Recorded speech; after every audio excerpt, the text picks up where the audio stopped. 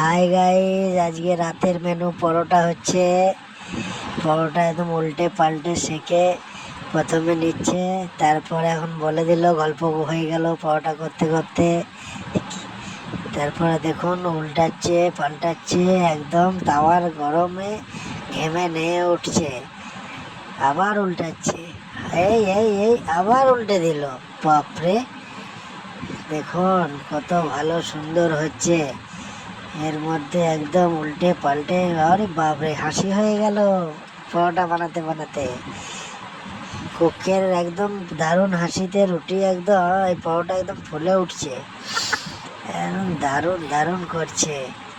ওরে বাপরে, আবার কি জিজ্ঞাসা করছে, পরোটা খাবো না কি জিজ্ঞাসা করছে। এই বাবা, পরোটা হচ্ছে খাবো না? ওরে বাপরে, তেলে একদম জবজবা করে পরোটা শেখা হচ্ছে।